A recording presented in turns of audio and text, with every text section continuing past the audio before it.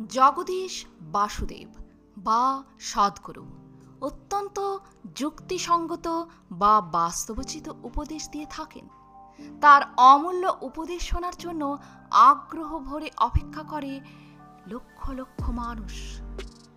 জেনে নিন সদ্গুরুর এমনই কিছু উপদেশ যা আপনার চিন্তা বদলে দেবে। খাদ্যের অভাবের জন্য কোনো মানুষ ক্ষুধার্ত থাকে না। মানুষ ক্ষুধার্ত থাকে আমাদের হৃদয়ের ভালোবাসা ও সমবেদনার অভাবের জন্য। এই কথা যিনি বলেছেন তাকে আমরা সদ্গুরু নামে চিনি। তার আরেক নাম জগদীশ বাসুদেব। ঈশা ফাউন্ডেশনের প্রতিষ্ঠাতা ৬৪ বছরের সদ্গুরুর গোটা বিশ্বে ছড়ানো লক্ষ লক্ষ ভক্ত। শুধুমাত্র ইনস্টাগ্রামেই তার ফলোয়ার সংখ্যা ৯০ লাখ।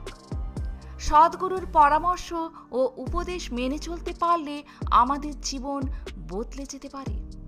আমাদের মনকে ভিতর থেকে শুদ্ধ করে সদ্গুরুর বাণী। আজ আমরা জেনে নেব সদ্গুরুর এমনই কয়েকটি উপদেশাবলী। সদ্গুরু বলেন, নিজেকে ভুল বোঝানো বন্ধ করো এবং আমি জানি না এই কথা বলতে শেখো। যেটা জানো না সেটা স্বীকার করে নেওয়ার মধ্যে কোনো ভুল নেই, বরং এই কথা নতুন কিছু জানার এক বিরাট সম্ভাবনা তৈরি করে। তুমি যেই মনে করবে আমি জানি, সঙ্গে সঙ্গে নতুন কিছু জানার সম্ভাবনা তুমি ধ্বংস করে ফেলো। তোমার মধ্যে জানার ইচ্ছেটাই নষ্ট হয়ে যায়, কারণ তুমি তো মনে করছো যে তুমি সব জানো। মূর্খ চালাক হওয়ার থেকে বোকা হওয়া অনেক ভালো। সদ্গুরু অনেক সময় ঘর ভর্তি মানুষের কাছে জিজ্ঞাসা করেন যে তারা ঈশ্বরে বিশ্বাস করেন কিনা। স্বাভাবিকভাবেই তখন কিছু মানুষ বলেন হ্যাঁ এবং কিছু মানুষ বলেন না। সদ্গুরু তখন বলেন যে নিজের প্রতি আরো সৎ হয়ে আমি জানি না কথাটা বলতে দোষ কোথায়। তিনি আরো বলেন যে এটাই হচ্ছে সমস্যা। আমরা প্রত্যেকে যেটা জানি না সেটাই জানার ভান করি।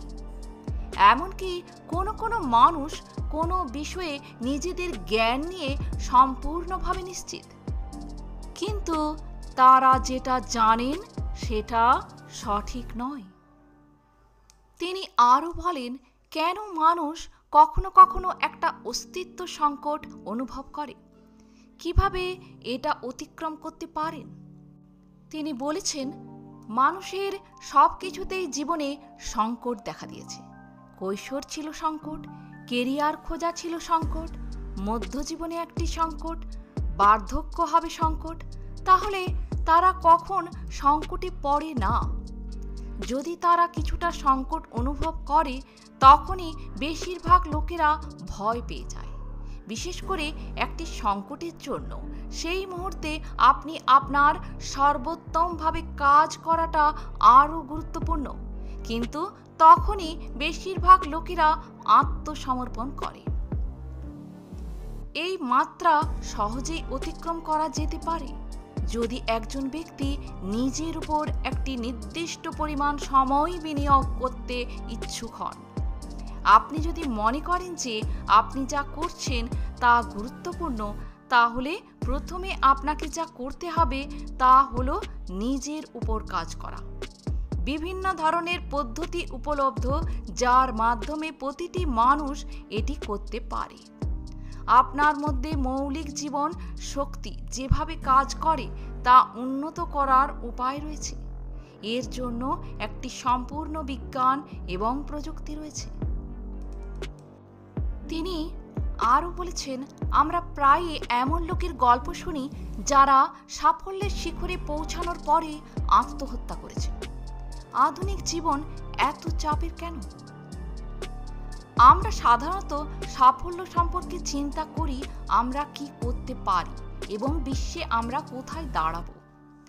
আমি যা দেখেছি তা হলো সাধারণত সফল ব্যক্তিরা অসফল ব্যক্তিদের তুলনায় অনেক বেশি চাপে থাকেন। এবং অনেক বেশি কষ্ট পান। মূলত মানুষের মানসিক চাপ এবং কষ্টের সাথে সাফল্য বা ব্যর্থতার কোনো সম্পর্ক নেই।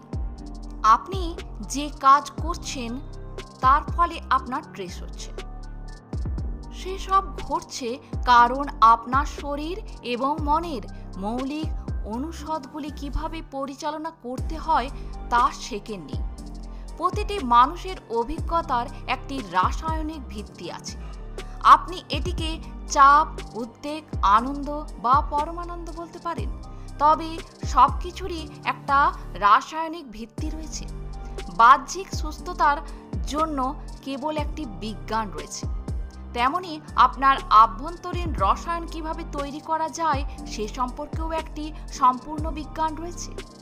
যোগ ব্যায়ামের অনেক পদ্ধতি রয়েছে যার মাধ্যমে আপনি সঠিক ধরনের রসায়ন তৈরি করতে পারেন, যেখানে শান্তিপূর্ণ এবং আনন্দিত হওয়ার আপনার কাছে স্বাভাবিকভাবে আসে। তো বন্ধুরা, আজ এ পর্যন্তই। সদ্গুরুর এই উপদেশাবলী আপনাদের কেমন লাগলো অবশ্যই জানাবেন। সঙ্গে থাকুন। ধন্যবাদ।